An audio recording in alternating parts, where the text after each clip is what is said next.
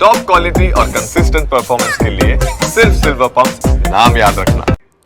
Morbi cable bridge દુર્ઘટનાના મામલે ગુજરાત હાઈકોર્ટમાં પીડિત પરિવાર તરફથી મહત્વની રજૂઆત કરવામાં આવી। મૃતકોના પરિવારજનોએ અપવાદરૂપ વળતર અંગે હાઈકોર્ટમાં માંગી છે દાદ।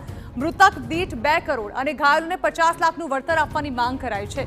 હાઈકોર્ટે અજંતા કંપની અને રાજ્ય સરકાર પાસે આ અંગે જવાબ માંગ્યો છે। મોરબીનું ઘરેણું ગણાતા ઝૂલતા પુલને પુનઃ સ્થાપિત કરવાનો મુદ્દો પણ કોર્ટમાં ઉઠ્યો છે।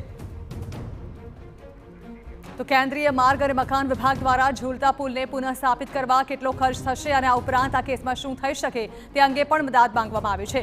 આ રસ્તાની રજૂઆત પર કોર્ટે જવાબ રજૂ કરવા માટે સમય માંગ્યો છે, એટલે આ કેસમાં 4 સપ્તાહ બાદ વધુ સુનાવણી હાથ ધરાશે।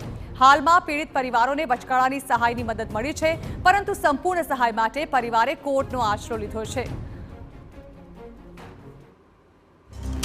પીડિત પરિવારોની એફિડેવિટમાં એવી માંગ છે કે 2 કરોડ રૂપિયા પર ડેથ એક્ઝેમ્પલરી કમ્પેન્સેશન આપવામાં આવે અને 50 લાખ રૂપિયા જે લોકો ઇન્જર્ડ થયા છે એમને દરેક વ્યક્તિને 50 લાખ રૂપિયામાં આપવામાં આવે। તદુપરાંત જે મોરબીનો પુલ છે, જે એમનું ઘરેણું ગણાતું હતું, એવા પુલને મિનિસ્ટ્રી ઓફ રોડ ટ્રાન્સપોર્ટ અને હાઈવેની એક ટીમ એનું એસ્ટિમેટ તૈયાર કરે અને એસ્ટિમેટ તૈયાર કર્યા પછી આ પુલને ફરીથી બનાવવામાં આવે।